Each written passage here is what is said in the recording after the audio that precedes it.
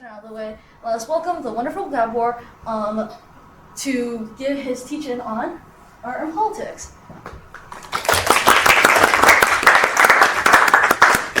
Thank you, Jay, and thank you very much. Thank you so much for coming.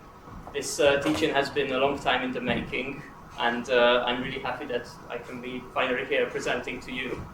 So, I'm going to be talking on art and politics, and maybe more specifically art and left politics, which is a massive subject, but I would like to start on a perhaps light-hearted note with two little clips. I'm so excited. It's like giving birth to a child of steel and iron.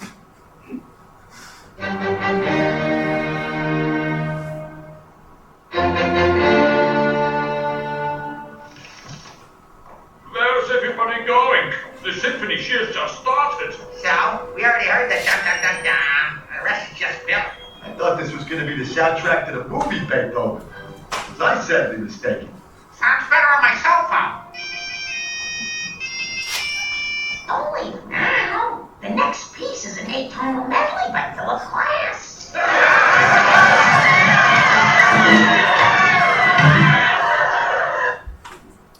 That was clip number 1.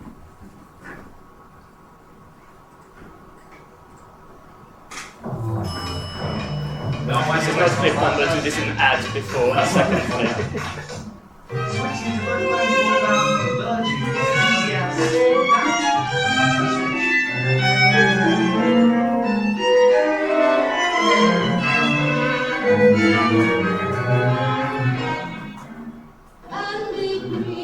Ich glaube allerdings, dass Versuche, politischen Protest mit der Popular Music, also mit der Unterhaltungsmusik, zusammenzubringen, deshalb zum Scheitern verurteilt sind, weil die ganze Sphäre der Unterhaltungsmusik, auch wo sie irgendwie modernistisch sich aufputzt, so mit dem wahren Charakter, mit dem Amüsement, mit dem Spielen nach dem Konsum verbunden ist, dass also Versuche, dem eine veränderte Funktion zu geben, ganz äußerlich bleiben. Und ich muss sagen, wenn also dann irgendjemand sich hinstellt und auf eine im Grunde doch schnulzenhafte Musik dann irgendwelche Dinge darüber singt, dass Vietnam nicht zu ertragen sei, dann finde ich, dass gerade dieser Song nicht zu ertragen ist, weil er, indem er das Entsetzliche noch irgendwie konsumierbar macht, schließlich auch daraus noch etwas wie Konsumqualitäten herauspresst. So, we saw two little clips. The second one was from a guy who we will hear a lot about tonight, Theodor Adorno. And the first one, of course, was from the series The Simpsons. So, we may consider three types of questions, I will argue, when it comes to art and politics from a left perspective. The first time concerns the politics of the artwork itself. Do artists have a special political obligation to be political, to express their allegiance to a political position? For example, artists as public figures are often called upon to take stances with regards to current issues, right now, such as the American presidential election or the conflict in Gaza. How can political commitments be reflected in artworks if artists are politically committed? How can works of art be political? For example, is merely depicting the realities of the lives of oppressed people make an artwork political? The second type of question concerns the politics of the consumption of art. Is there a meaningful distinction between high art and low art? And is a preference for one over the other, such as the one Adorno perhaps expressed in the clip, an expression of political commitment? We sometimes identify maintaining the high art, low art distinction with conservatism. Maybe it is even Eurocentric to maintain this distinction, as high art is generally identified with the arts of the European ruling classes of the past centuries. But low art might also be tainted from a left perspective by being mass-produced in capitalism through the culture industry, Again, something that Adorno seemed to gesture at in the clip. The third type of question or problem concerns the outline of the history of art. How can we describe when we are in the history of art? What is the role of the artist and of the critic? Is there a decline in art, perhaps? What is the meaning of postmodernism as a special era of history that might... No, sorry. What is the meaning of postmodernism? And if we have drifted away from postmodernism, where did we end up? These questions are politically loaded as they involve both a description of history, the possibility of progress and regression, and pose the question of modernity as a special era of history that might or might not be over. Conservatives often diagnose a decline in Western culture, identified with modernist art, as in the decline is identified with modernist art. Calls abound for making art beautiful again, and the modernism of the early and mid-20th century is looked at with increasing suspicion. But the same is true for the anything-goes post-modernity of the late 20th century, which is identified with the questioning of a possibility of high culture, of normative art criticism in general, and thereby, indirectly perhaps, with the woke left politics of unquestioned pluralism. These questions are not new, but they have not been around forever either. As they have been repeated over and over again, however, they lost their original clarity and reference point. They held a particular acuteness and clarity in the revolutionary period, starting from the 1910s and lasting perhaps until the mid-1920s. This time saw World War I, revolutions in Europe and Russia, the establishment of the Soviet Union, and also a proliferation in avant-garde, modernist artistic movements in music, visual arts, and literature. The question of left politics, and of Marxism in particular, was never more clearly posed, and there was also a palpable sense that art had something to do with politics, not least because many of the leading artists of the age had explicit left-wing political commitments. How was art to be related to politics? The moment is also significant because it ended with a series of catastrophic defeats for the left by the 1930s. The rise of fascism and Nazism in Europe, the liquidation of Marxism in the Soviet Union through Stalinism, and the liquidation of the socialist workers' movement in the West into anti-fascist popular frontism on the one hand, and New Deal progressivism on the other hand. Perhaps the most complete theoretical treatment of this period was accomplished by theorists associated with the Frankfurt School of Critical Theory, such as Walter Benjamin, Friedrich Krakauer, and most importantly, Theodor Adorno. Working through the period from the 1930s to the 1960s and thereby observing the unfolding catastrophes following the passing revolutionary decades, they sought to interpret and provide an immanent dialectical, that is Marxist critique, of the significance of both the special moment of the 1910s and 20s and the changed conditions under which they found themselves, the modern administrative state, mass culture, and the possibility of historical regression compared to the high watermark moment of 1917. In the phenomena, computer.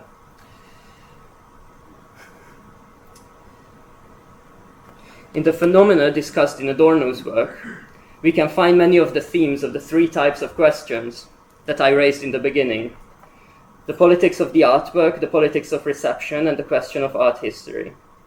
Adorno was concerned with a few core questions relating art to politics. First, the question of politically committed art. Many artists of the 1910s to 30s were politically to the left, aligned to the cause of the proletariat and later the Soviet Union.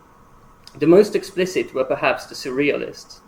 Some leading surrealists maintained close ties with the exiled Leon Trotsky well into the 40s. There was a sense that artists had a political duty. In the Soviet Union, following a flourishing avant-garde scene during Lenin's leadership, Stalinist cultural politics mandated socialist realism as the official style, depicting in popularly accessible forms everyday life in the new, ostensibly socialist society, and prosecuting artists accused with bourgeois formalism. Second, the question of mass culture. Adorno's age saw the rise of mass entertainment, with photography and film as their forerunners, as analyzed by Walter Benjamin. The rise of the culture industry complemented that of the avant-garde and reconfigured the relation of low art and high art. Third, the meaning of the avant-garde, modern art, and neoclassical reaction to it, particularly in music. Adorno famously interpreted the new music of Arnold Schoenberg in contrast to the neoclassicism of Igor Stravinsky. All these ideas and positions are underlined by, and the way Adorno approached these problems were underlined by an understanding of history that was informed by Marxism of the 19th century and the early 20th century, which saw a key event in history in the bourgeois revolutions of the 18th century and the establishment of modern civil society, first economically and socially, and then politically through the English, American, and French revolutions. Marxists thought that these achievements, in the name of enlightenment and freedom, came into crisis in capitalism and under the rule of the authoritarian state. This means that for Marxists, bourgeois society, or civil society, which is really just the same thing in Latin or French, came into crisis under capitalism, but was not the same as capitalism.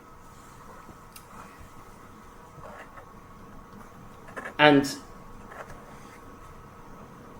the 19th century also saw in art the rise of modernism and romanticism in its latter half, and politically the rise of socialism and Marxism. And according to a perspective like Adorno's, this all reached a high and special moment in the revolutionary years around 1917, and then the defeat of the socialist movement in the years after.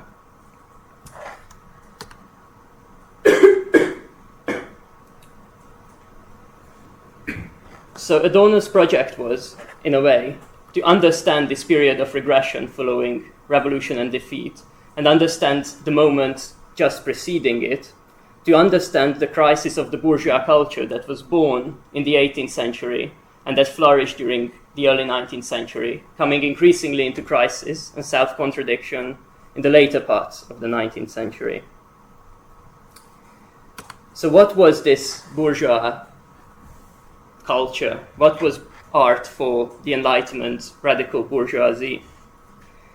By which we don't just mean literal citizens of towns, but the general intellectual movement of the Enlightenment in the 18th century, contrasting the world of feudalism, of the rule of the church and king, with the ideas of universal freedom, legal equality of all people, and of a duty for humanity to progress towards freedom. Firstly, this modern artistic tradition of the bourgeoisie contrasted itself primarily to the world of antiquity, to the Greeks. I just put on some thinkers that I will be talking about. There was a sense that Enlightenment culture was both a recovery of whatever happened in antiquity with Greece and lost during the Middle Ages, but also somehow had an anxiety about defining itself in those terms, and felt that it had a distinct existence. Later, Baudelaire, a modernist poet, wrote, "But what was the Greek tradition, if not a habitual, everyday idealization of ancient life, a robust and martial form of life, a state of readiness on the part of each individual, which gave him a habit of gravity in his movement and of majesty or violence in his attitudes. To this should be added a public splendor which found its reflection in private life. Ancient life was a great parade. It ministered above all to the pleasure of the eye, and this day-to-day paganism has marvelously served the arts." Greeks had some special immediate relationship to arts, which modern 18th and 19th century theorists of art didn't feel it to be their own. Georg Wilhelm Friedrich Hegel, the great German philosopher, even went as far as to claim that art, that his age of the early 19th century was uniquely bad for art. And this is not the age of bourgeois society in crisis. This is the age of bourgeois society in ascendancy, at the height of its power and the height of its political success. And Hegel writes, art no longer affords that satisfaction of spiritual needs which earlier ages and nations sought in it. The development of reflection in our life today has made it a need of ours, in relation to both our will and judgment, to cling to general considerations and to regulate the particular by universal forms, laws, duties, rights, maxims. Consequently, the conditions of our present time are not favorable to art. To Hegel, art was no longer an immediate, understandable phenomenon. It required philosophical clarification. He had to explain it. And that's why his predecessors, such as Kant and Schiller in the preceding decades, went to such lengths to try to explain art, because art was no longer self-evident in bourgeois society. But why? What was it like? So both Kant and Schiller and then Hegel saw art as the mediating term between various opposites that are established in the thinking of these decades, such as reason and understanding, rationality and intuition, feeling and thought, form and content, and subject and object. These divisions were really, really important to these philosophers, and they spent a great amount of their time trying to clarify them. And over again, they come up with the idea of judgment or aesthetics or art as the mediating term between these opposites, somewhere where these opposites cannot really touch, but at least come close together or get configured in some new way. Schiller, who was a German poet of the late 18th and early 19th century, argued that in contrast to the person of the Greek society, who was, as we read earlier in Baudelaire's comment, full and complete, he was a warrior, he was an artist, he was a philosopher, he was a poet, he could write a play, he could lead an army, he would do whatever is required of him. Modern man in bourgeois society is specialized. He's a brewer or a butcher or a candlestick maker, and he does his own little thing in industry, contributes to society, and that's perfectly enough for him to survive. And this was, of course, a great advancement over feudal times when everyone had to, produce their own pottery and plow their own fields and figure out everything about life. Humanity could specialize and divide labor and so on. But this did lead to a distinct problem for Schiller, which is that the person becomes one-sided and forgets the great advancements of freedom that were made in the political victories of the bourgeoisie. Schiller writes that civilization, far from setting us free, in fact creates some new need with every new power it develops in us. The fetters of the physical tighten ever more alarmingly, so that fear of losing what we have stifles even the most burning impulse towards improvement, and the maxim of passive obedience passes for the supreme wisdom of life. Thus do we see the spirit of the age wavering between perversity and brutality, between unnaturalness and mere nature, between superstition and moral unbelief, and it is only through an equilibrium of evils that it is still sometimes kept within bounds.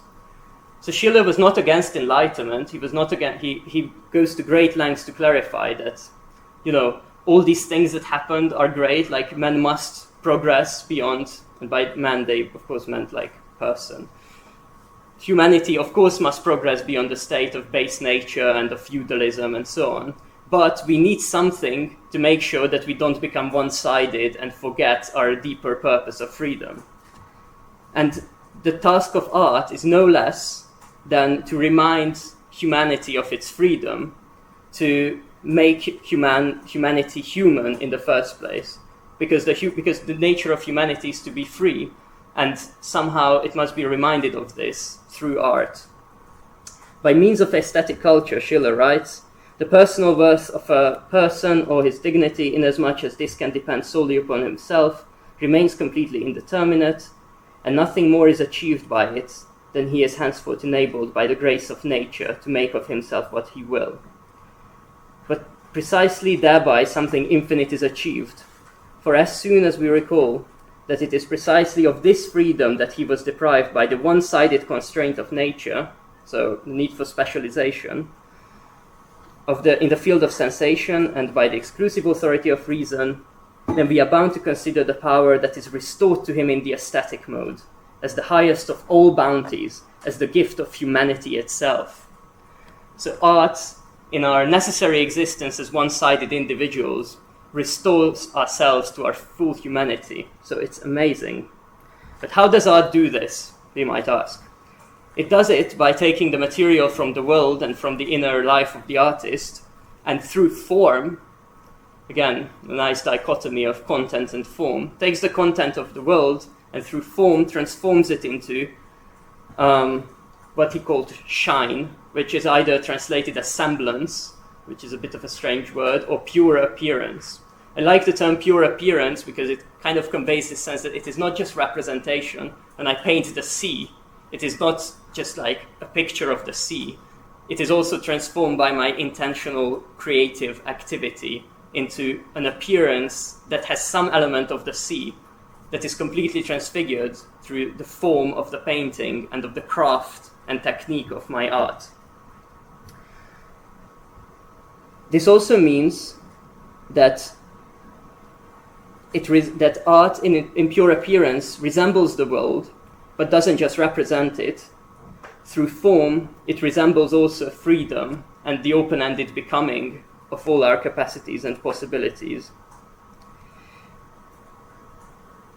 This also had an interesting side effect compared to earlier ages, where artistic production was heavily regulated by guilds, by like various organizations of tightly knit craftsmen, and setting rules in stone and making sure that artists adhered to them, which is that the artist was suddenly autonomous and open to a range of possibilities. And Schiller argued that the new type of artist of the 19th century was going to be people like Goethe or Beethoven, the genius who revolutionizes art and doesn't just follow the rules and implement the artwork according to a tradition that he found himself in, but actively pushes the boundaries of art, revolutionizes form, and therefore feeds the new and new content of the ages through these evolving and revolutionary forms of art. They also thought, this generation of philosophers, that art had an inner tendency towards evolution, and that the genius artist wasn't just coming up with new art, but actively drawing out tendencies that were inherent in artistic material. This also required a degree of specialization.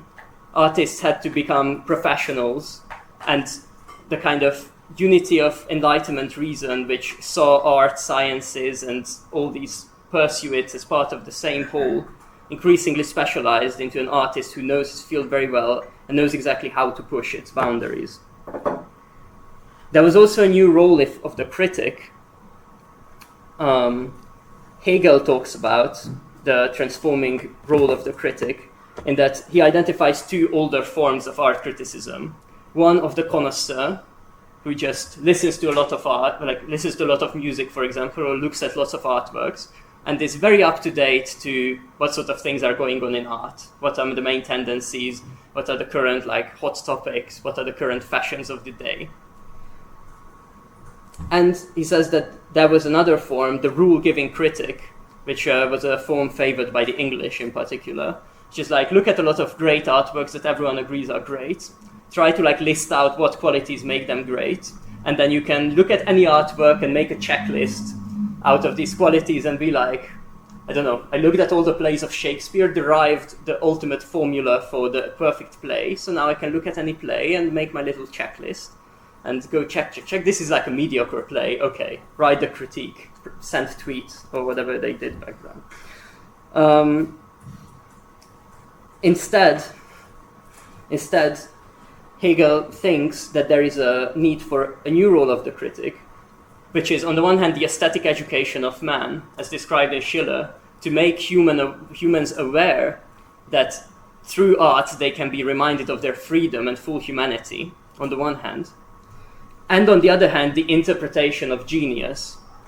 Because So in the 1830s, there was a revolutionary upheaval in France, and the art critic Heinrich Heine wrote his piece of criticism called The Salon of 1830. And he has this nice sentence in there where he says, when the critic's eyes are wet with tears, his criticism doesn't mean much. Meaning that when there are such big revolutionary upheavals and art is transforming so rapidly, the critic can no longer be the checklist critic of earlier ages. The best he can do is interpret the new and new ways in which artistic genius brings out new forms that art is possible. And the critic's goal is to connect the public to the genius artist through his activity and through his explication of how this new way of art is showing the age-old problem of human freedom. So this is the first half of the 19th century, right? And if we go back to my little Marxist theory of history chart, we see that something happened in the mid-19th century, which is the Industrial Revolution and capitalism. And for Marxism, as I said, capitalism was the crisis of civil society. It was a conflict between the legal systems and the modes of life instituted by the bourgeois revolutions and the Enlightenment, and the new industrial means of production, which allowed the exploitation of free labor in new ways and posed a way of problems, mainly manifesting as a constant replacement of existing ways of life. Because there is constant technological progress, constant ways of mechanizing labor, any given way of life at any given time is liable to be overturned. We can always be afraid of being automated, whatever our profession is. And of course, this is like one side of a very multifaceted problem. But if we think about capitalism as overturning ways of life constantly, we can understand a problem that it presents to art, which is the constant arrival of new modes of social life. And also, if we understand capitalism as a crisis, it presents another problem to art, which is that previously, in Beethoven's and Goethe's and Delacroix's time, bourgeois society was advancing. It was heroic, it was victorious, it won revolutions, it toppled kings, it conquered the world, it produced never-before-seen wealth. Right now, after the mid-19th century, and in capitalism and under the rule of, Napoleon III in France and the British Empire, suddenly it seemed like bourgeois society was in some sort of crisis. The bourgeois could no longer be the romantic, heroic warrior. He was suddenly the ruler of society. And this meant something different for its culture. So Baudelaire, who we talked about earlier in relation to the Greeks, argued that, bourgeois life lost its heroic character, now it is the mundane, everyday life. And he argued that art had a new task, even though it had an unchanging core of explicating freedom and making humans full, and he kind of assumed all of these background conditions that I talked about earlier. But it has to be approached through the everyday ugliness of capitalist society, of modern Paris mainly, when it comes to his poetry.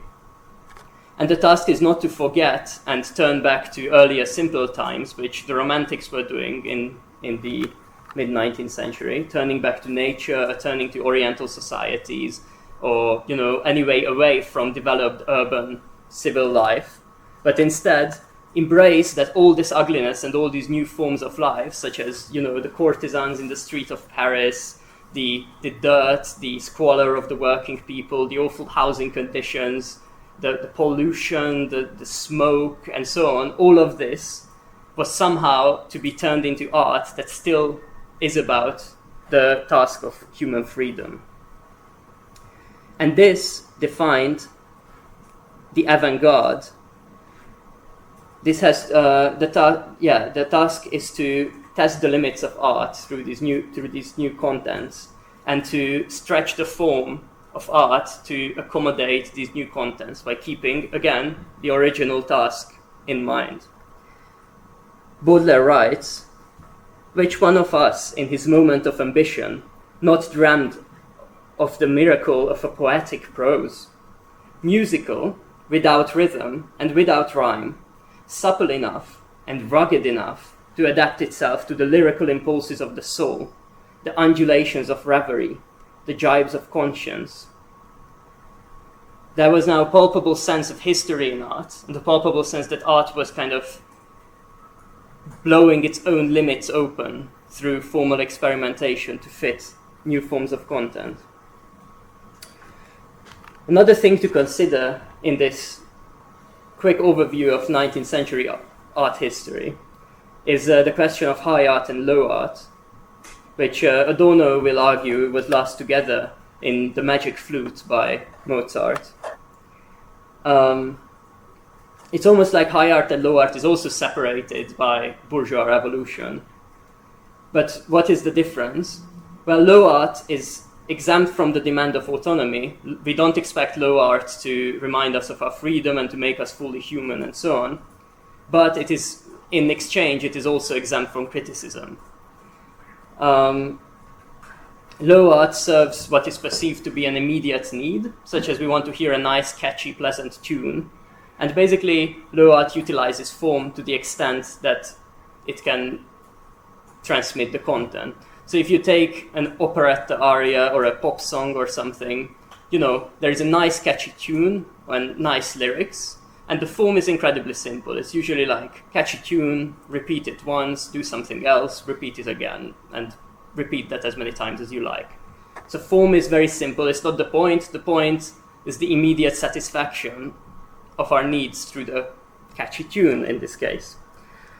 High art, on the other hand, as we talked about, has a quest for autonomy, for progressing art, for progressing the material it's working with.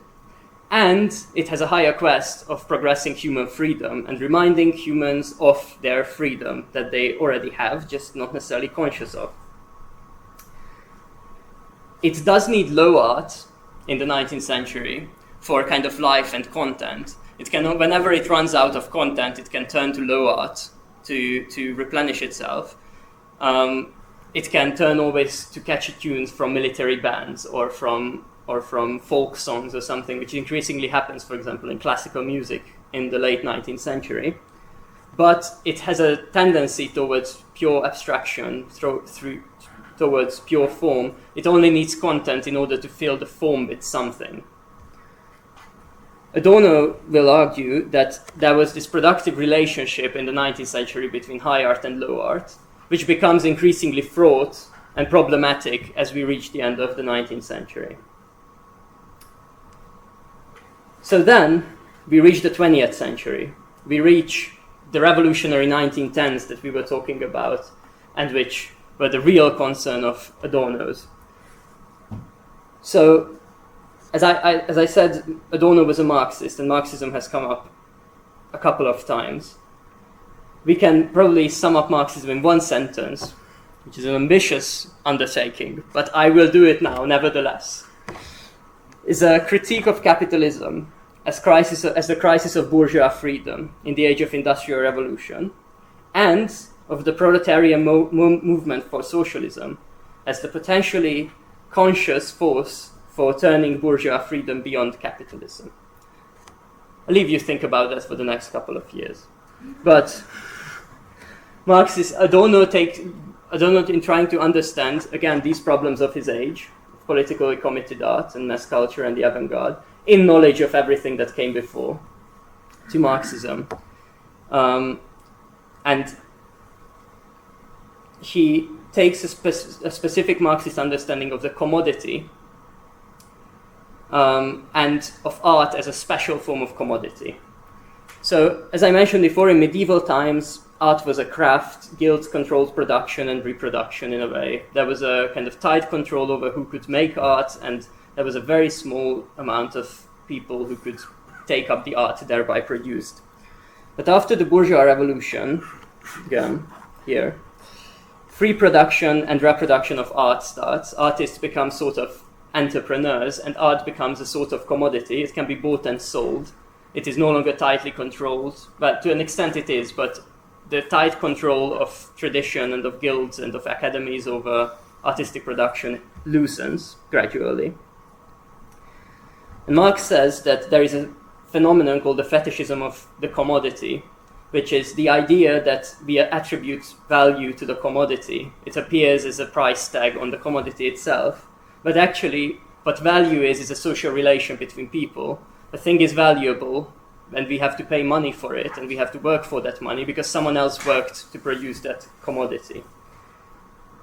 And the work of art, especially the work of high art, is a very strange sort of commodity because it claims to have no use value in a way. It is an end in itself, based on Schiller and Kant and what we just heard. It is this world unto itself, its pure appearance, that, okay, maybe reminds you of your human freedom, but you cannot really do anything with it. It has exchange value, as you can be bought and sold, but it has no real world use.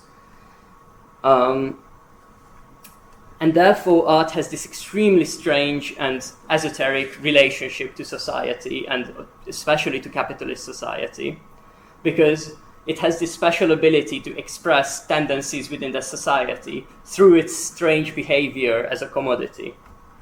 Like any other commodity, it is produced and reproduced. To take the example of music, a composer writes a piece of music, but anyone only ever hears it if it's played by orchestras, or if the sheet music is bought by individuals or something.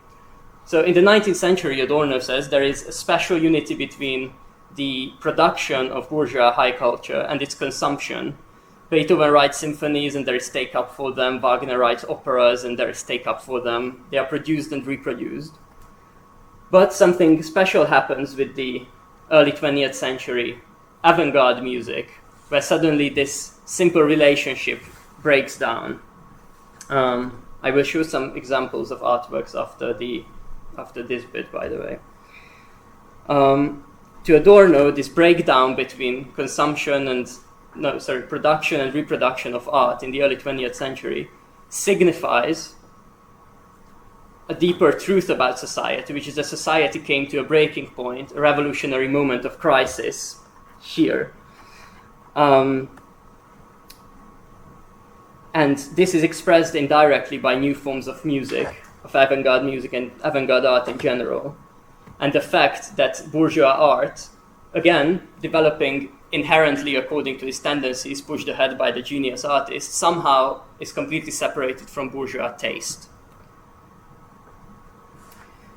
So, having this kind of background framework, Adorno tackles these three questions in a certain way. So, the avant-garde, for him, the music of Schoenberg, follows the same method as everyone since Beethoven, which is to push the innate tendencies of art to their breaking points and to find new forms to accommodate new content. But still, somehow, these innate tendencies push beyond the possibility of art as commodity in bourgeois society. It is beyond the pale. It cannot be consumed and reproduced because it's so strange and harsh and dissonant and unpleasant to listen to. In that way, in some deep indirect way, it expresses the need for revolution that was in the air in the 1910s. But when revolution fails, as it did, the new art still remains, but what he finds in the 20s and 30s, and he describes this at great length about like the opera-going habits of the bourgeoisie and so on, the new art is either turned into an oppressive system that is no longer just authentically pushing the boundaries of art, or there is a reaction to it in turning back into earlier ages, as Stravinsky does, whose, again, examples follow. As of the problem of mass art and mass culture, again, as we talked about it, there was always a character of low art in high art, and low art and high art had this symbiotic character in bourgeois society. But as bourgeoisie now recoils from new art, because they can't dare to listen to the atonal music of Schoenberg, old art as it becomes reified or thingified as classical music. And it is now something that people go through, like in the Simpsons concert, to listen to these familiar tunes that they are attuned to and listen to it over and over again. So in this way, the former high art itself becomes popular music to an extent, and becomes, in this, like, classical music, even though it was originally about form, now suddenly becomes about the tunes.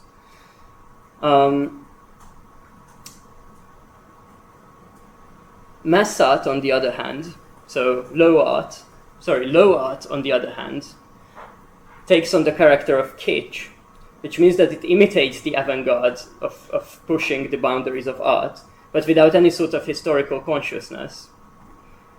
And I think it is at this point that Adorno's criticism of jazz comes in, which is he's often criticized for hating on jazz.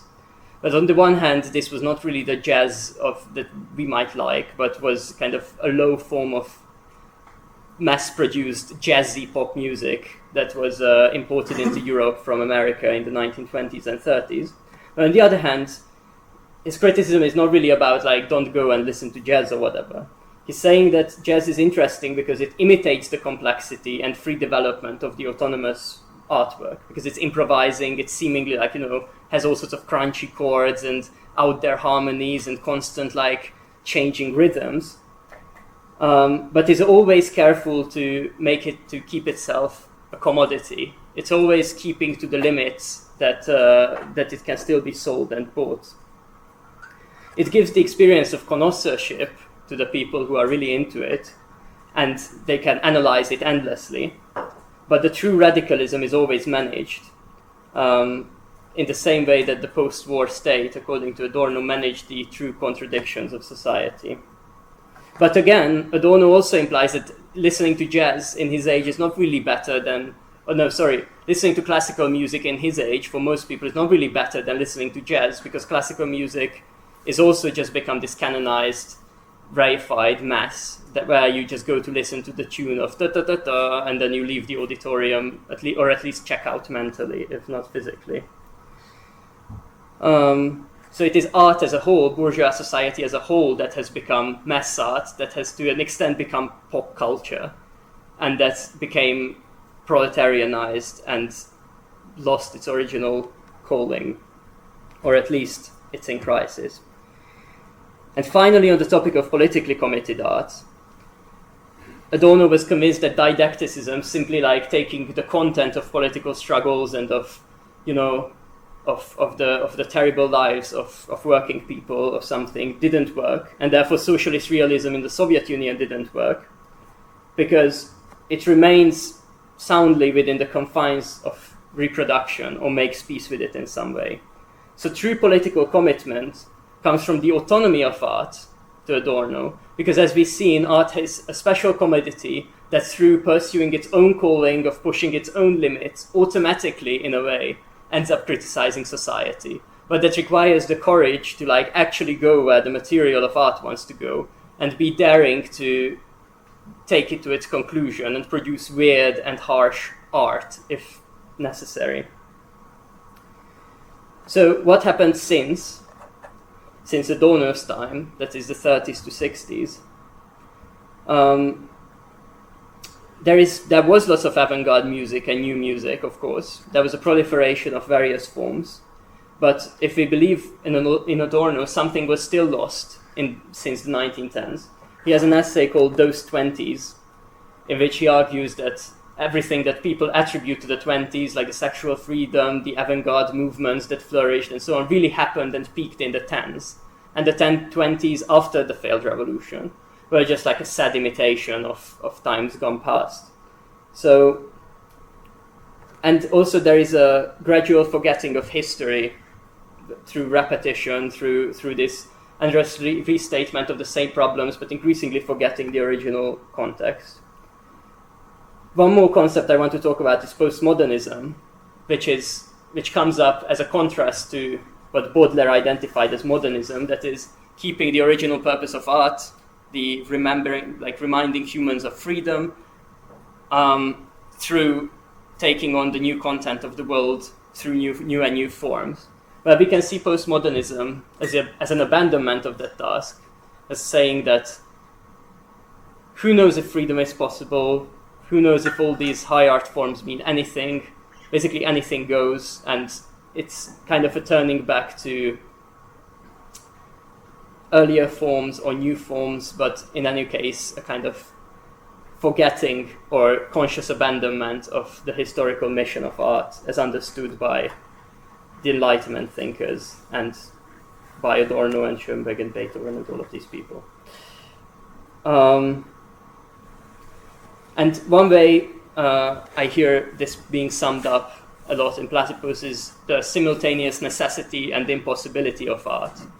That is, art is still necessary, we are still deep down free, our nature is still to be free, and we still need to be reminded of it because we are still one-sided individuals in specialized society built on the division of labor. We still need to be reminded of this, but how, when all this grand process seemed to have broken down following revolutionary defeat? And it is in this that art can be put in parallel with theory and social theory, and that is why art criticism and social theory became the two halves of Adorno's life's work.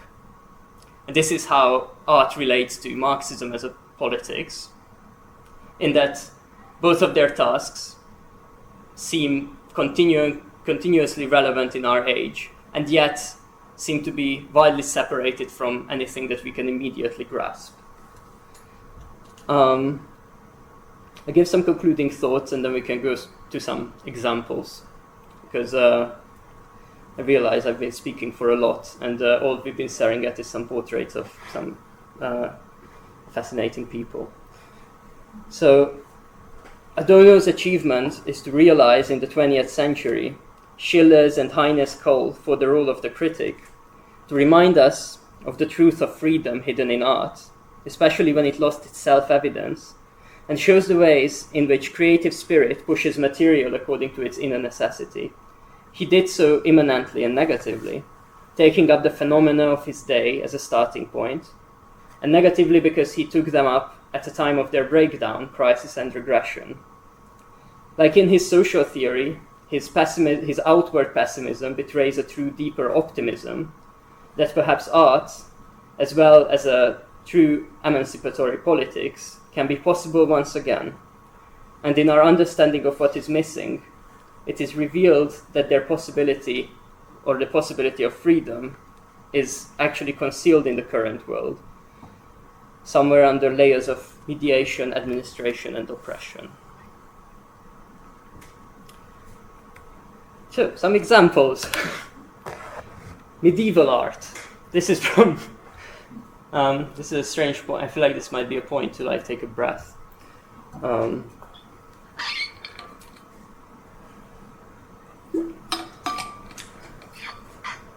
So medieval art, regulated by guilds, depicting religious subjects.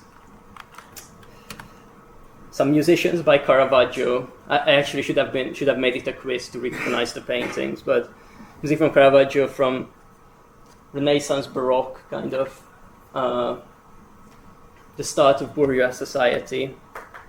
This is from the French Revolutionary period, Davies' The Oath of the Horatii, and a very classical, very form-oriented. This is taking on another revolutionary subject, 1830. This is what Heine was talking about when his eyes were full of tears and therefore his criticism didn't matter much. This is Delacroix's The Liberty Leading the People.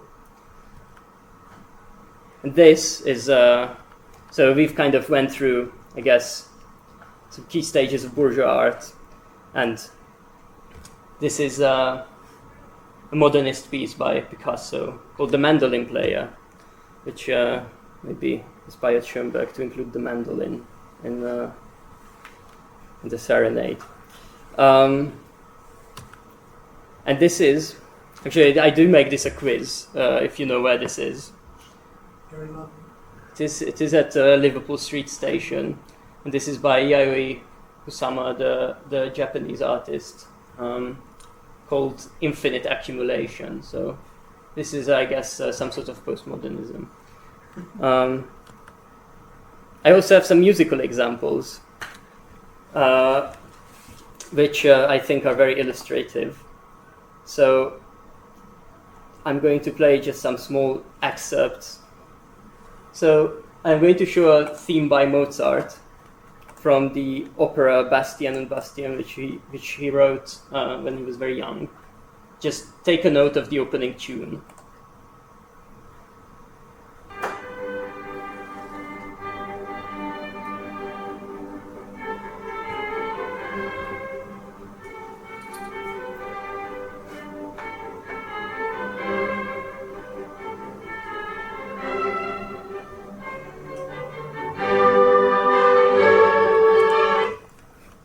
But particularly these first 3 notes, or 5.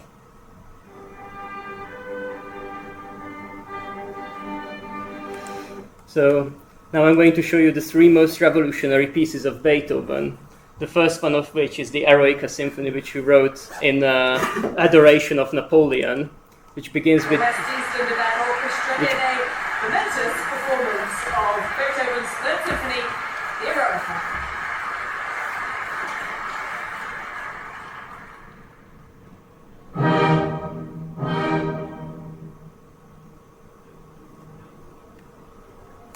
It's very quiet, but...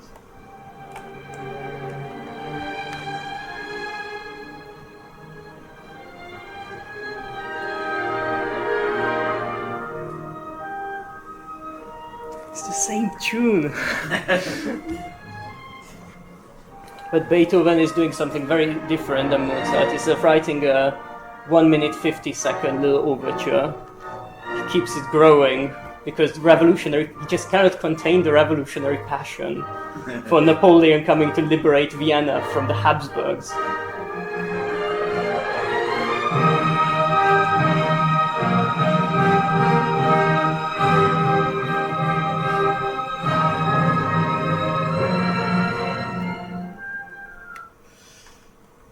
And later, this is the great thing about classical music, it keeps referring itself. Later, we can see an example from Brahms' Second Symphony. Not from here. Last night, Red One was a dog. I am my favorite composer. Red One in cinemas November the 6th. Jesus Christ.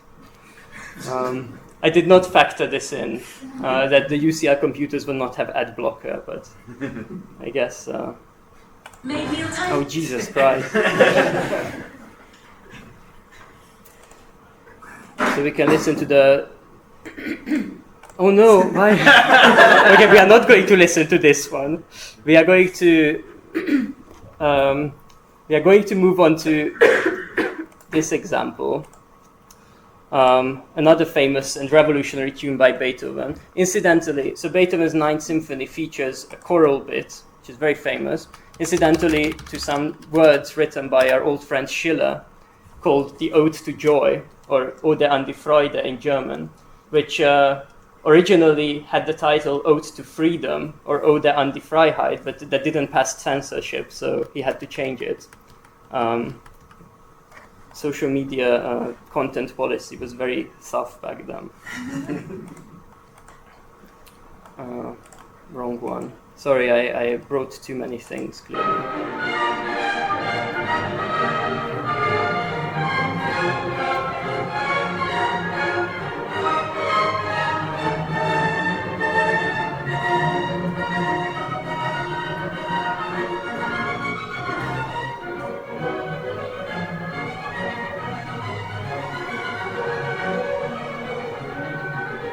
It's the same guy. I chose the same guy in the same place to conduct it. Just to...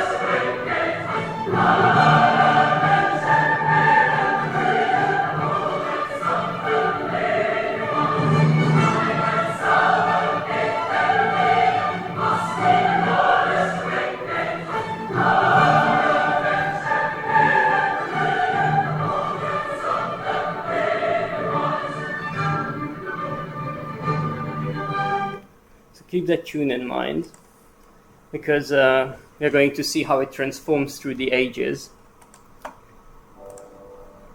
So this is Brahms' first symphony, who lived almost, well, not quite a century later, but like 70 years later, I think, because 76. Okay, it was more like 50 years later. But pay attention to this tune.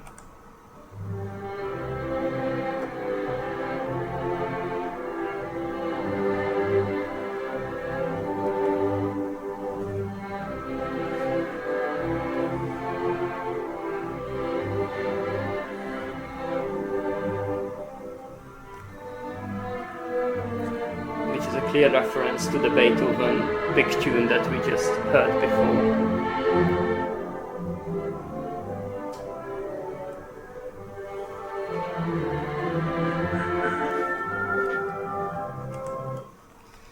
And then, again, a couple of decades later, Mahler, who was one of the greatest late Romantic composers, kind of really pushing the boundaries of form, and he's great, you should listen to him. All of his symphonies, opens one of his symphonies with this tune.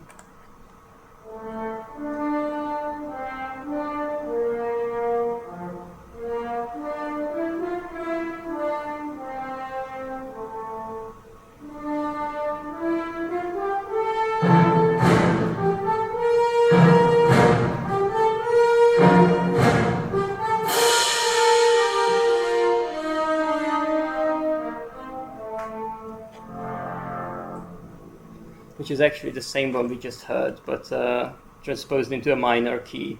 And you can also observe the growing length of these symphonies from 45 to 1 hour 45 minutes, as the form is constantly stretched to its breaking point. And there are many examples of this sort of conscious continuity through history, like people referencing the tradition but kind of pushing it to new territories. And then we can listen to someone like Schoenberg finally, on a similar topic as Beethoven, but will sound very different.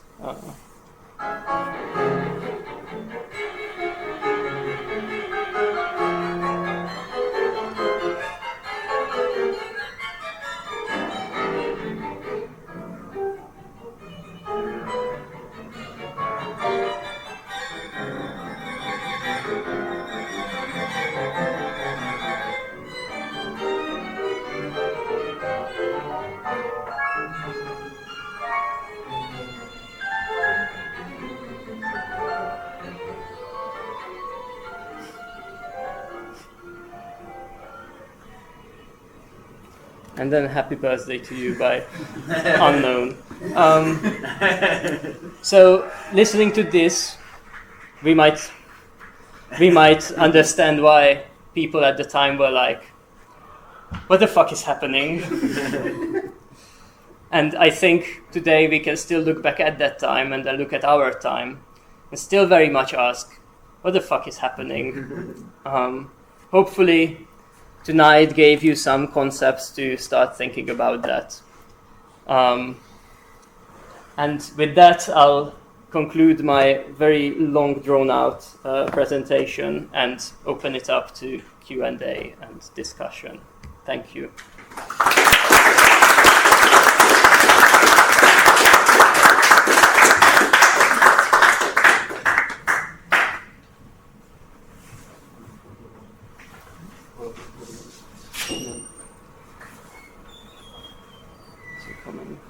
Take questions now, but are we waiting for something or we doing? No. Let's just. In terms of like, if you don't mind, like thinking of like the early 20th century, you're sort of talking about maybe this one. Kind of what in the 19th century and kind of sort of crescendoing of the revolutionary kind of impulse, spirit of art, and that's sort of its relationship to art, or theoretically its relationship to art. And you get into the sort of crisis, like you sort of point out, 1917, etc. I mean, how do you sort of understand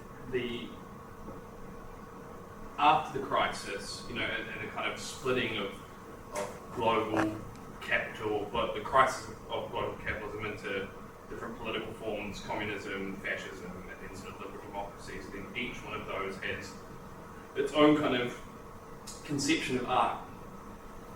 And then my thinking of what your thinking would be like these are all versions of like reifications in each type, socialist realism, kind of futurism of fascism, and I don't know too much about like liberal democratic art of that era, but I mean, is that how you conceive of it? Like after the crisis, they're all art, even if it's sort of attempting to be futuristic and progressive and pointing towards freedom, is actually just reifying its own sort of contextual material condition or whatever?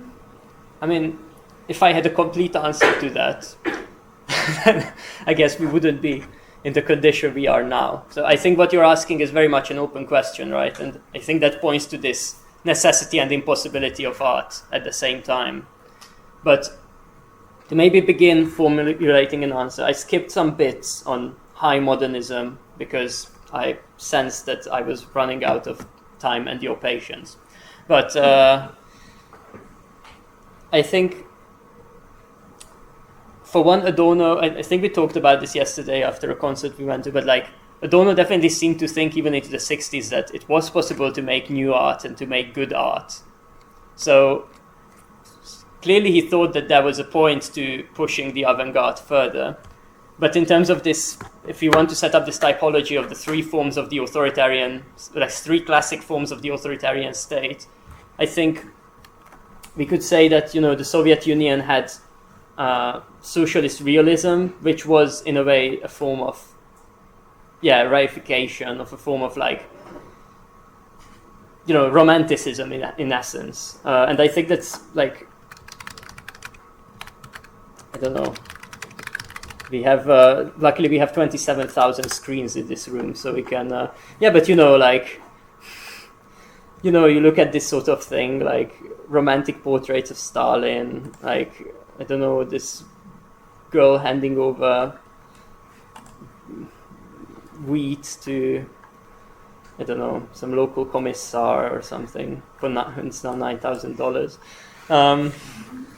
It is a sort of like romanticism and a sort of kitsch in the sense that it kind of interprets itself for you, like it relinquishes the role of the critic and of the understanding and specialized audience to take in art and to interpret it. And in a way, the same is true of fascist art and Nazi art and whatever they were doing, which was also a form of romanticism. I guess in the West, the kind of high modernism or like abstract expressionism and all these things that happened in the 60s, I guess the idea there is that what Adorno sometimes says is that in contrast to the heroic age of Schoenberg in the 1910s, for example, or the heroic age of the surrealists in the early 20th century, where it was really art's inner tendency for development that produced all these strange sounds and all these new worlds of art. After the war, when this sort of art just became the kind of new thing and the new aesthetic of the new age, it kind of became a system of external rules imposed on the artistic material.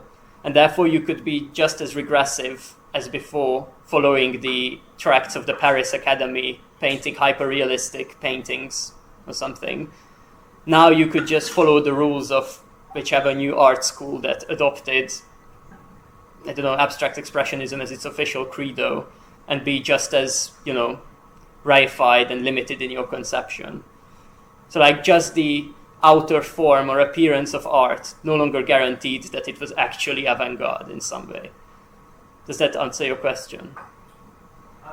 So this distinction between like these sorts of strange forms being produced by the inner tendency of evolution in the arts material versus, we just create a new checklist of like how to produce avant-garde art, and then you can look at a painting and it's like, oh, it's strange, check. Oh, it's kind of like vibey, it's check. Maybe it reflects the ugliness of society and how messy the cities are, check. I don't know.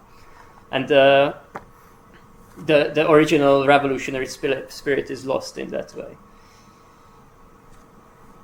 Jay.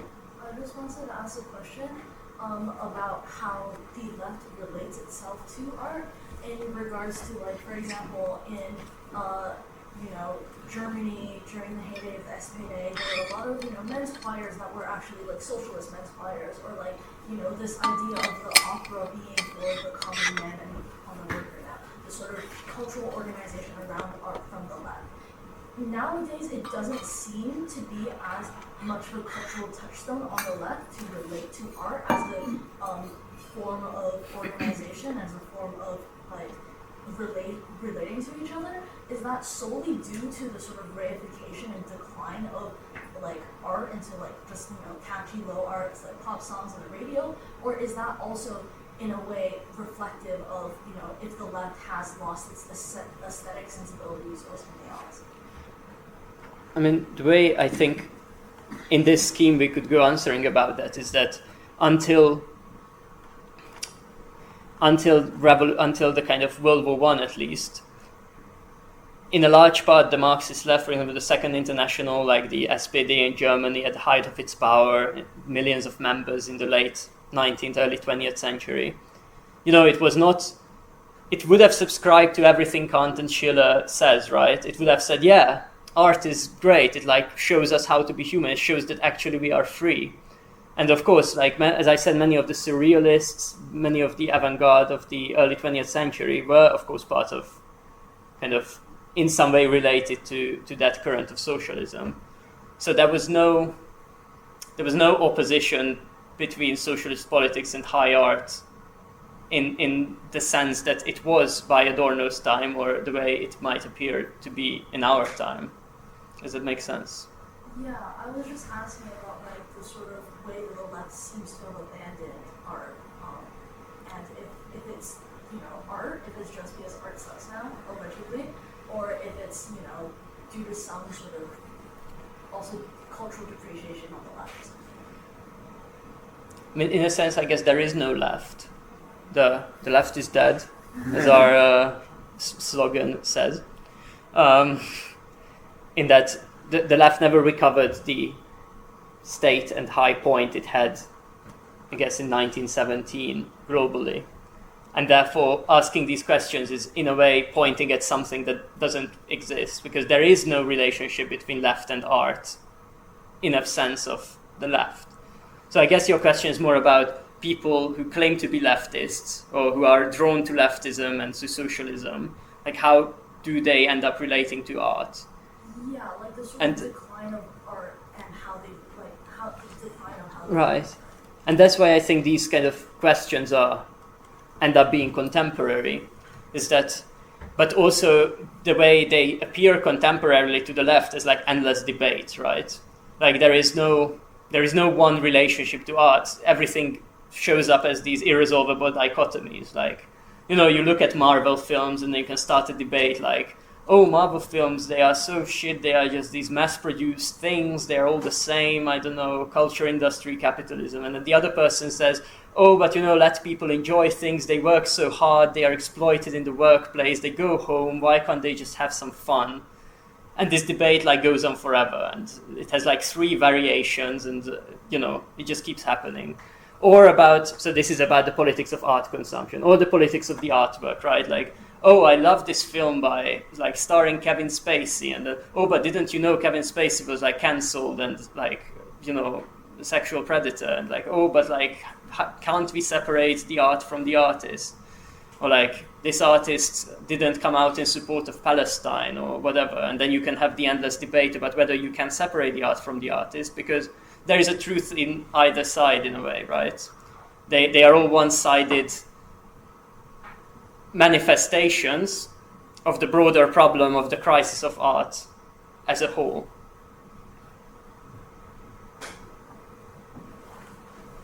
David. Thanks. Also, should we pass around the... No, it's okay. Okay. Thanks, Gabor. Jay's question triggered a question for me, which was about... I've been wanting to ask about the politically committed art category, and also this category that I think a lot about, but you didn't really talk about, which is propaganda. Mm. I guess propaganda has lots of different meanings, and traditionally on the left, the propaganda work was just a kind of neutral category in opposition to theory or practice. It was kind of like writing and advocation and campaigning. But propaganda also has like a long history in like cultural production as well, socialist realism. I think it would be uncontroversial to describe that as propaganda. Maybe the category propaganda is too kind of determinist, and it implies like a hierarchy of those in power and those subject to power or something. But yeah, I was curious if you had any thoughts about that, and about if you could talk more about the politically committed art category. Yeah. So when Adorno talks about politically committed art, he's primarily talking about a couple of groups of German artists, mainly writers at the time, who either identified as activists, which meant that they found it their job to, write propaganda for the left or for the socialist movement, like pushing the cause of the proletariat as part of their artistic practice. And there was some other group which I now skip my mind because there are lots of things. And basically, I think Adorno's point about, I don't know what he would have said about propaganda for the purposes of propaganda, but I guess that's like part of politics in a way. The more interesting question is when you think that, when you're not saying, I wanted to say 5 things at the same time. So on the one hand, you have the category of unambiguous propaganda, right? Like the Socialist Party puts out a poster saying like, come to the rally, support the strikers or something. It doesn't really pose a problem in the same way art poses a problem, but it claims to be essentially propaganda, right? It's like, again, yesterday we went to their concert, and there was this phrase that Max said that I really liked, where like, if you listen to Schoenberg, and you don't like it, this is starting from, but bear with me, this is starting from a great distance, but bear with me. Your initial reaction might be saying that, this is not music, right? Or you don't like dubstep and you say, this is just not music. But it's much more interesting if you have to say, I don't like this music, because then you have to like reconcile it being music and you're not liking it, not simply just rejecting it outright. And I think, to go back to the question of propaganda, it's a bit like that. Like once something is clearly just propaganda, that's fine. But when you say that this art is propaganda, that's where it gets complicated. And I think the kind of Adornian point would be that and I guess this goes back to the protest music clip that we saw in the beginning, that when a kind of popular form is tried to be filled with political content, it in some way fails as a work of art. And in a way, it might serve to, as he said, make bearable that which is actually unbearable. Because suddenly the awfulness of the Vietnam War, in his case, or anything you might write a protest song about, is suddenly transformed into this like quite jubilant, popular form of the protest song. And this kind of like, he's not saying like, go to a protest and play Schoenberg, like that's not his point. Like he's not giving this sort of practical advice for how to organize an activist movement. He's just pointing out that isn't there something creepy about the fact that you like go to the Palestine protest and listen to this very jubilant music? Like, can you really feel there and then? Like what's going on? Like isn't there some sort of strange discord you should feel between the two? And I think that's his point. He just puts it in a provocative way because it's a TV interview and he has a certain personality that he's associated with.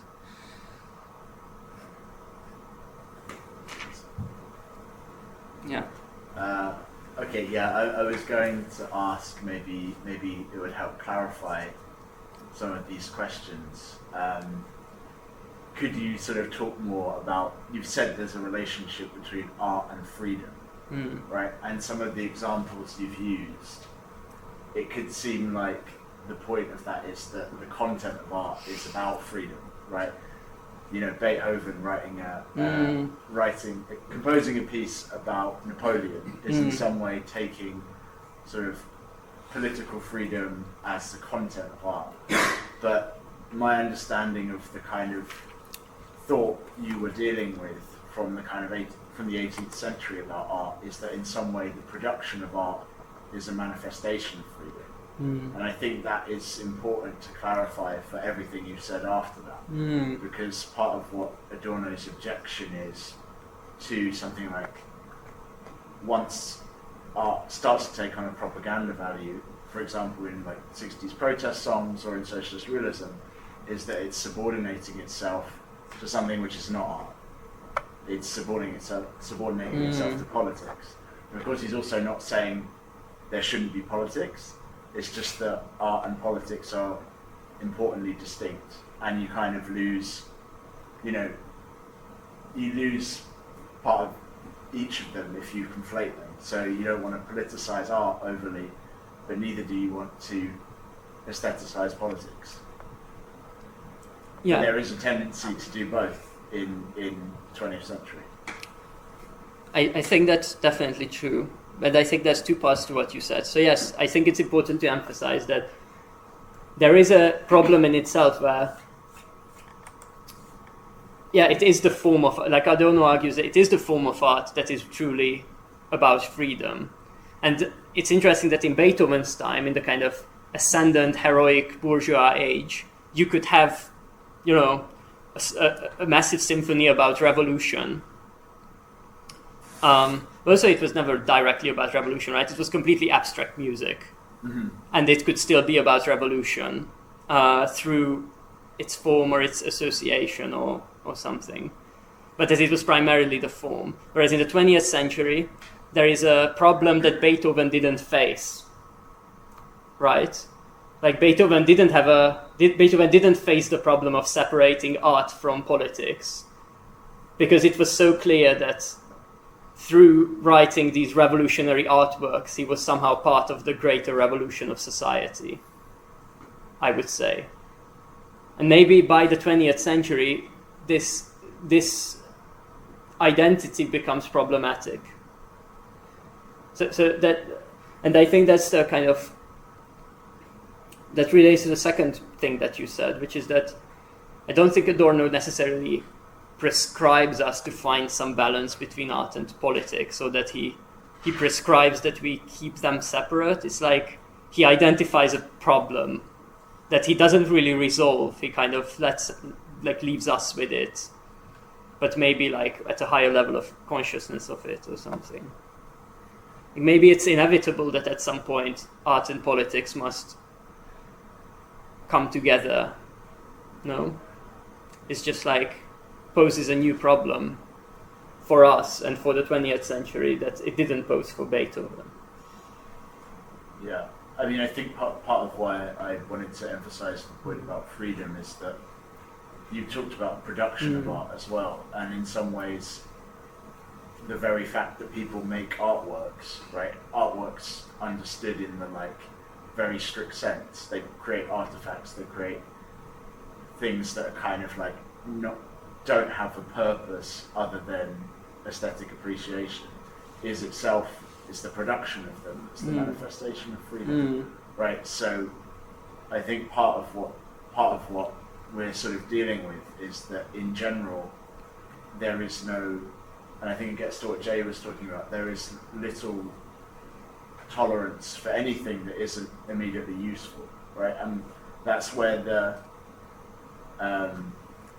connection you made to theory comes in as well. That's something Adorno's writing about in the 60s, is that people are becoming hostile to thought itself, or any thought that doesn't seem to immediately have an outcome in practice, right? So there's I think it's a common, he's seeing the situation of art as part of a wider social condition, right?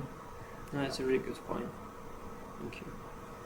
Sorry, but before we take the next question, I would just like to open the floor to any people who haven't necessarily been to events before, or any non-members of Platypus. If you have a question or something to add, please feel free to put up your hand. It's no judgment zone.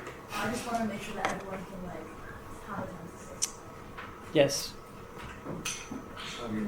This diagram we have here of this progress and regression seems to hinge around the period around 1917 being a complete swinging point. Is this model not very simplistic, suggesting that there's not been any progress made since X point in time? Would you say that it's actually would you not say that that's a bit of a failure of the model, that it hinges around this 1917 being the one and only peak of potential revolutionary success, and then everything else after that being completely ignored and just a downgrade, a deterioration? So I think the key question there is regression of what? And in terms of revolutionary potential, I would argue that 1917 represented a high point, did indeed represent a high point in the kind of self-consciousness of the Marxist and the Marxist movement and the left, and the high point of the potentiality for potentially a world-scale revolution, as revolutions broke out in Germany, in Russia, in Hungary, and all over Europe.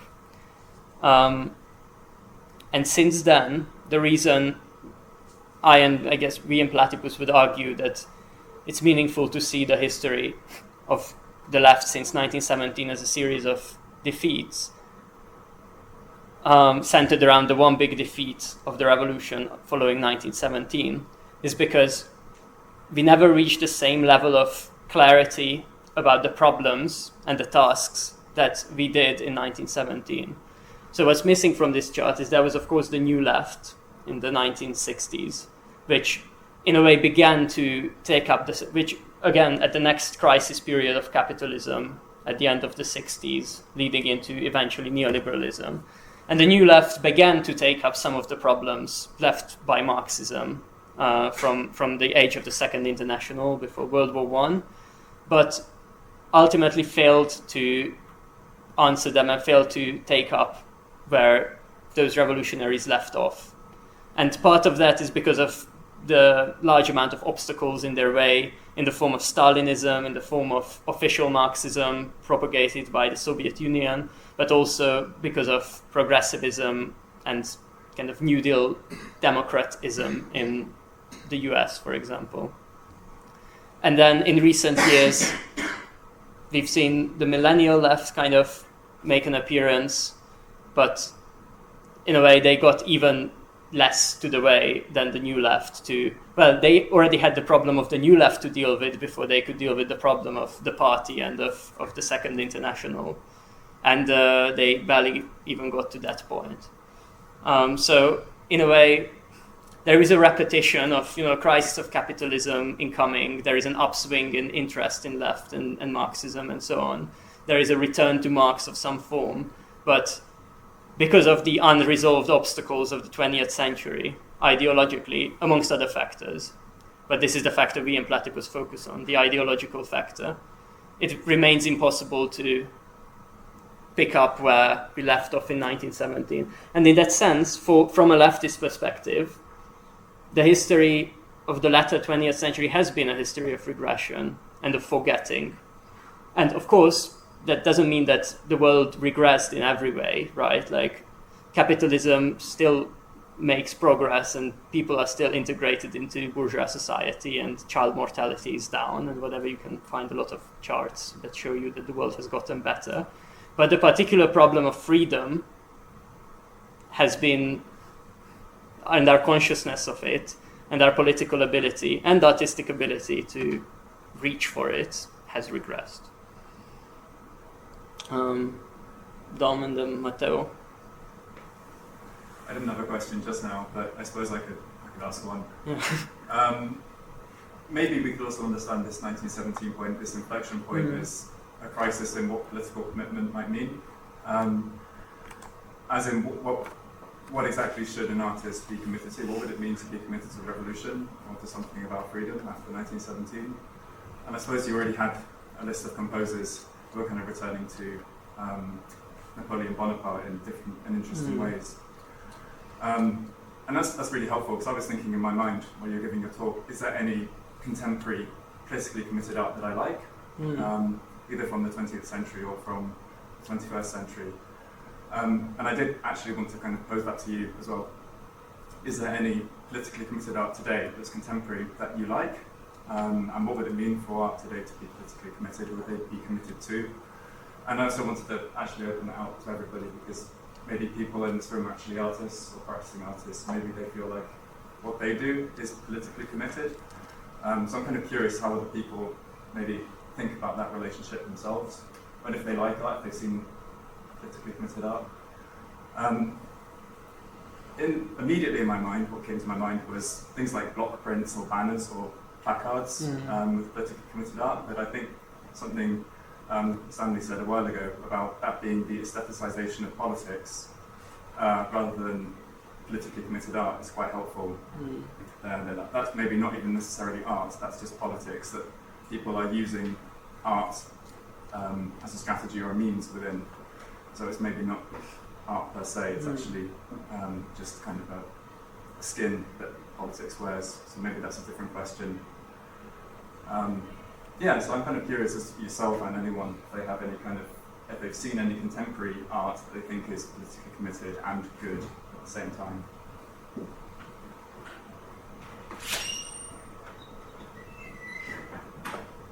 I need to think about that. Yeah.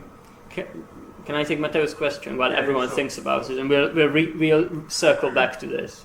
So do these arguments hold also for like earlier art? Because like there's very good art produced in the Middle Ages, for example, but I wouldn't think that the artists then were self-conscious in any way, thinking about freedom and so on.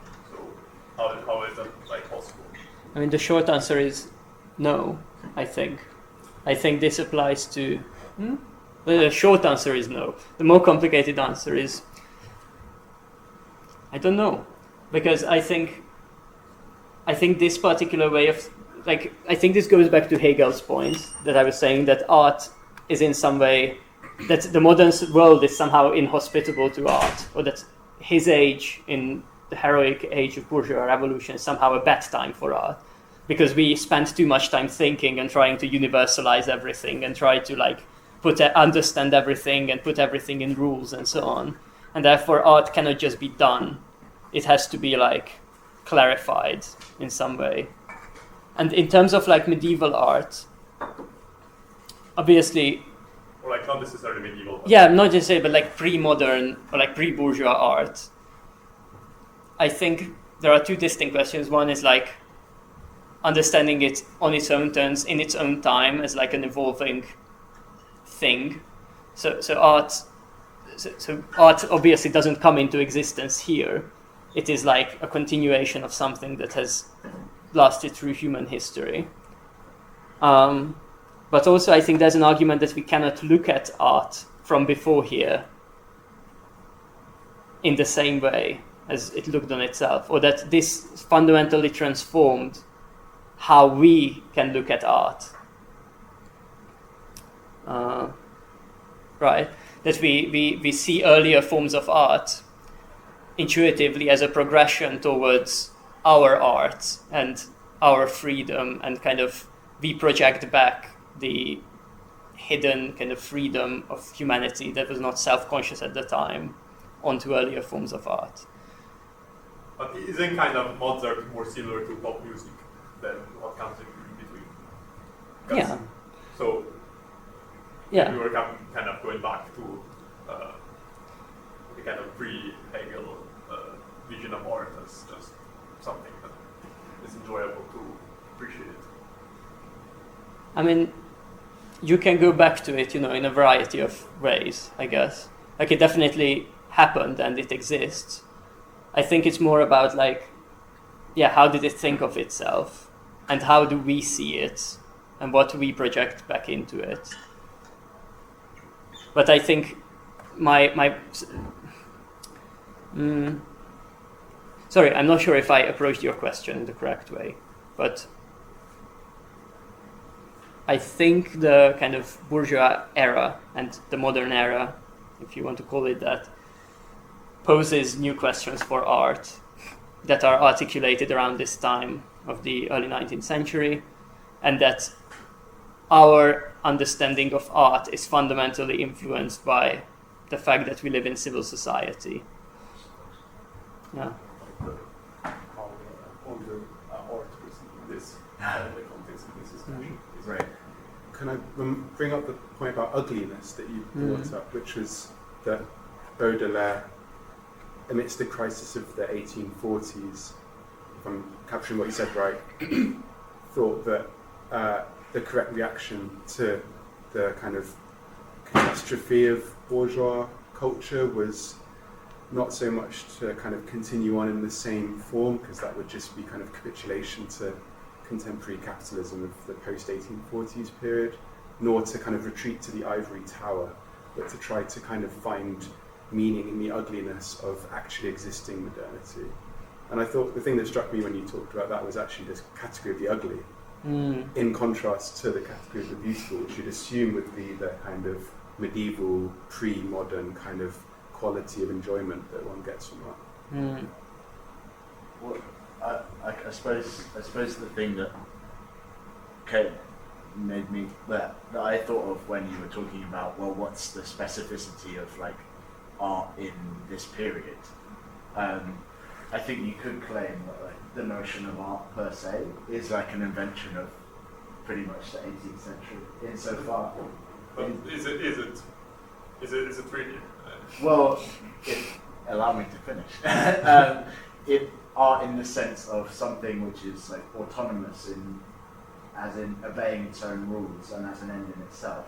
Like we might say now, wow, look at all these, I appreciate a lot of medieval religious art, but it is completely tied to its religious function, both in its form, both in where it was displayed, in how people would have interacted with it. And of course that didn't just go away in the 18th century, but at least an idea emerged that, would later lay the ground for something like, I don't know, Kandinsky, where what you're looking at is not clearly a representation of anything. It is almost pure form. And we were able to understand that as art, partly because of these developments that happened, like sort of around this period, right? Whereas an earlier age would have said, like, what on earth is that? Like, what has this got to do with art at all? They might have recognised it as like ornamentation of some kind.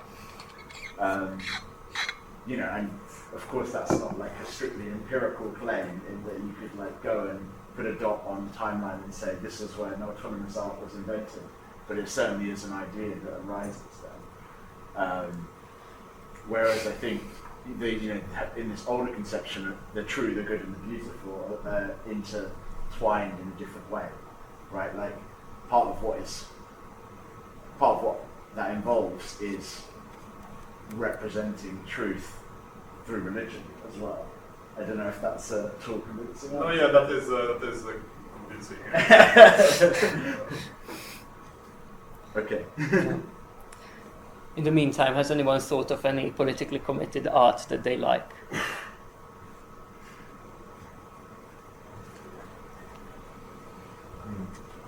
No, I would say no, not really. But I'd say lots of art, lots of like modern art, which isn't necessarily trying to make political commentary, can actually be very enjoyable and have positive takeaways when a certain lens is applied to them in terms of what they can show us. But I wouldn't say that any art that actually goes with the intent of preaching or getting across certain politics does so successfully.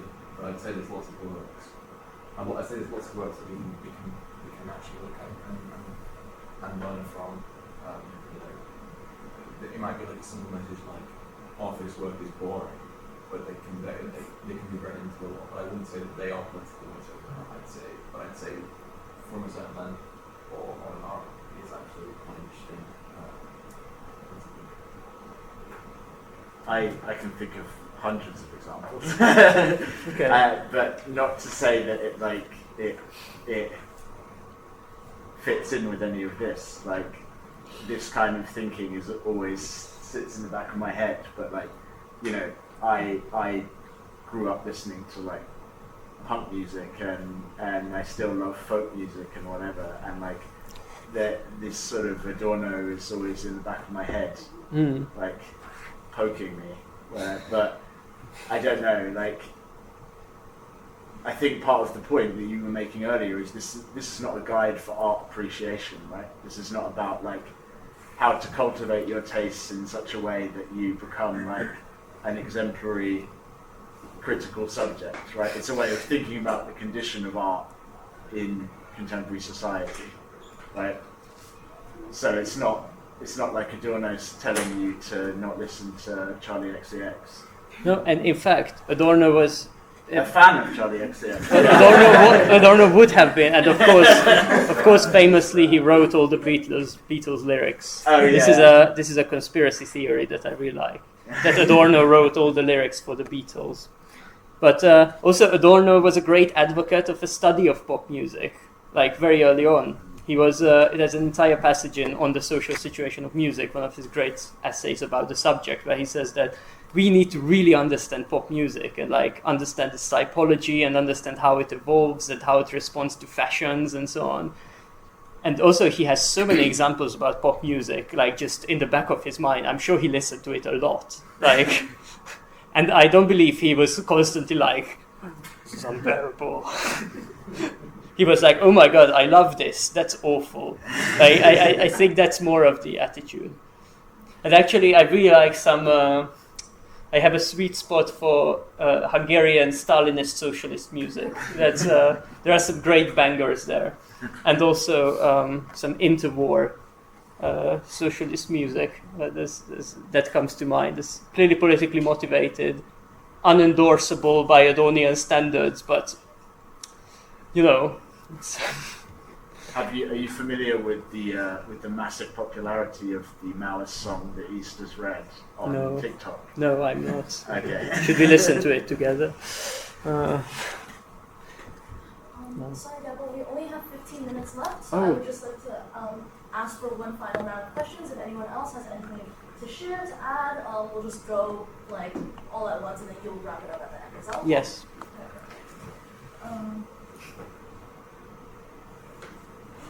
Max Klein. Yeah. Okay. I'm wondering about, because one thing that you focused on a lot is like the role of the critic and how Adorno tries to maintain a sort of fidelity to the role of the critic in a time where the critic as a mediator between consumer and producer is sort of exploded.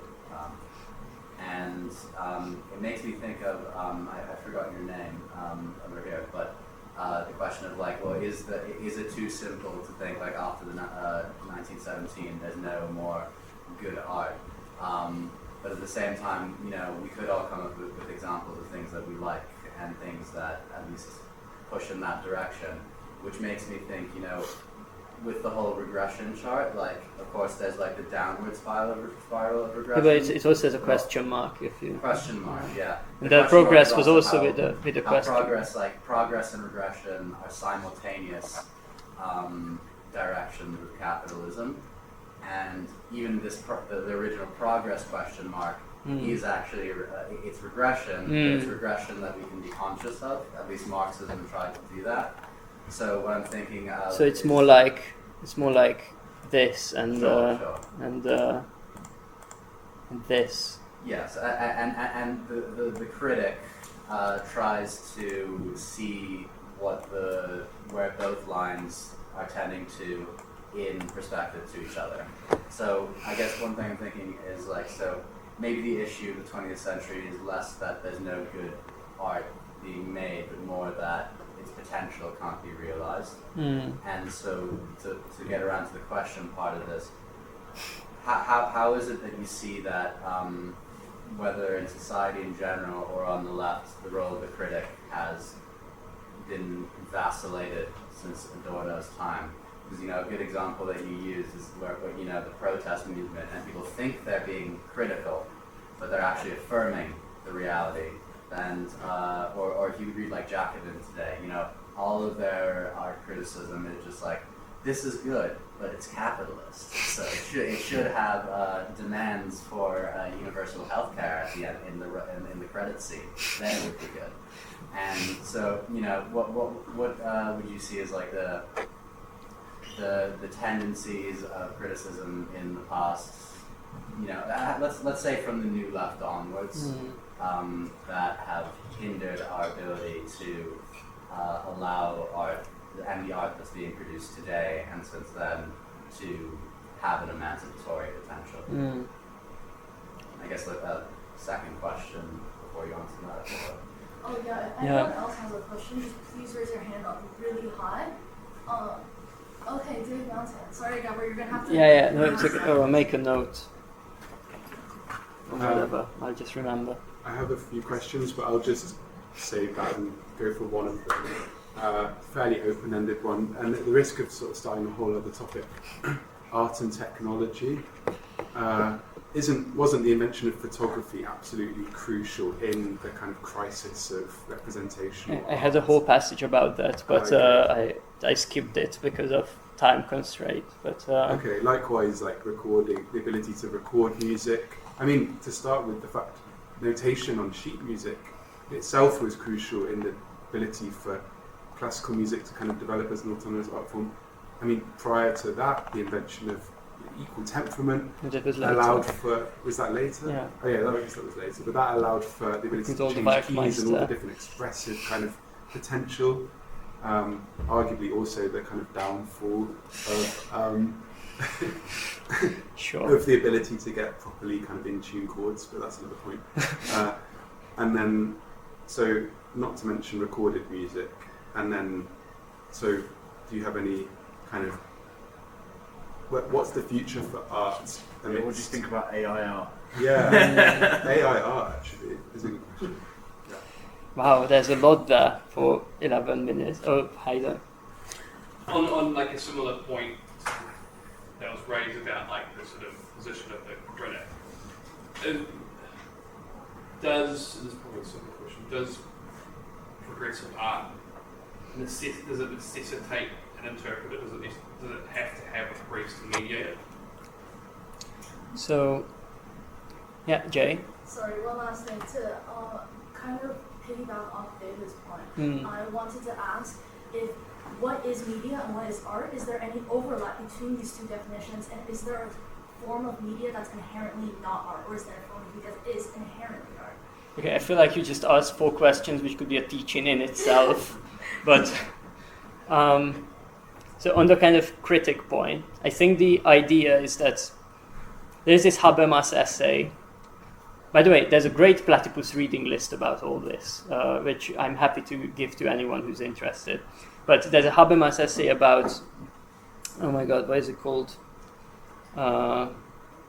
Is it modernity? Yeah, something about modernity, postmodernity. Yeah, modernity and unfinished project. That's the one. He basically has this idea that there was unitary enlightenment rationality, which included like science, morality, philosophy, art, everything, that increasingly gets specialized as like it specializes into distinct spheres which all evolve along their own autonomous logic. Like we have autonomous science, autonomous art, autonomous philosophy, free in their production, and they just evolve along these lines. And that means that there is an increasing amount of specialization. And while there was a public, there's a bourgeois public to, for example, Mozart operas, and they had no problem understanding Mozart. But as art becomes more complicated and it has more of its specialized rules and it becomes more and more arcane where it pushes its formal boundaries, it increasingly requires interpretation. And that's the role of the critic, I think. Let's just leave it at that for now. And to Max's question, I don't know. I guess that's an open question, like what is the role of the critic today and in an era of kind of fragmentation. And I think I really liked your point, and I think I should have emphasized it more that, of course, there is a contradiction going on between progress and regression, and it's always both at the same time. And in a way, I guess the critic's job becomes harder as art loses its own self-consciousness in some way, and as it fragments and so on. But I guess maybe criticism in itself is a autonomous field which you need to push at the boundaries and have to take it up wherever it is, with whatever consciousness you have, and then make the next step wherever it demands you to go. So maybe what we are doing here together is kind of part of that in some way, I don't know. And to David's question about the technique and kind of technological development in music, and Jay's question, that's something like Benjamin talks a lot about, and early Frankfurt School, there are some great essays. There's Benjamin's work of art in the age of mechanical reproduction, and Krakauer wrote a history of photography. And I think that the idea is that mass production in general, but especially like recording equipment and photography and so on, play a role in kind of removing the artist from the process to an extent. Like if you take a picture, if I was to draw you, like I would make every detail with an intention, right? And I would draw you the way I see you, and to the extent that my artistic abilities allow me to draw you.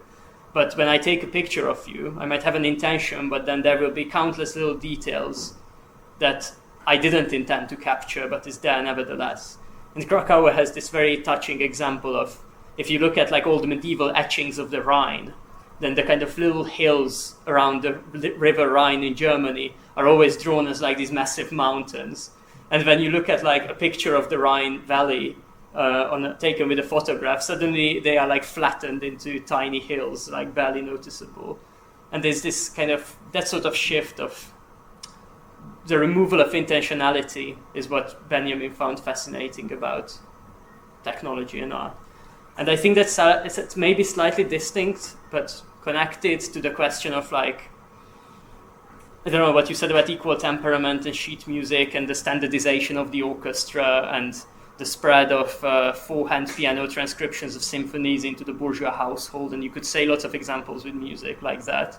The spread of the museum and standard like curation methods, like being a librarian by profession and all of these things, I think are part of kind of what Stanley points out about the freedom of art through the freedom of its production and the kind of internationalization of art in some way, which is in a form of, which I think is a manifestation of like kind of bourgeois cosmopolitanism, like finding the universal, or at least aiming to find the universal way to, play art, to catalog art and so on, which creates an international audience, which creates the fact, which means that a symphony written in Vienna can be played faithfully in London because the orchestra has been standardized and things like that.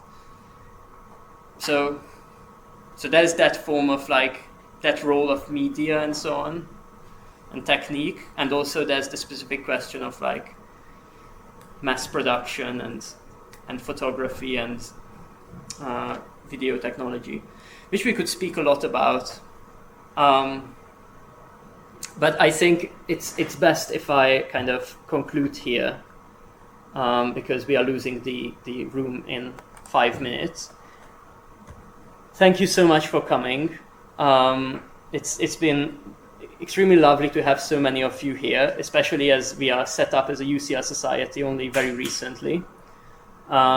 Please, if you haven't done so, sign up to our official society thing. Find Jay over there, or Max, or Dom about this, because if you sign up for a small membership fee of £3, we only need 3 more people and we can survive for an entire other year on campus.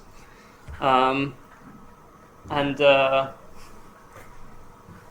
please, I think after this we can head to the pub, and I'm not allowed to say this, but if you sign up, I'll buy you a half pint. Thank you.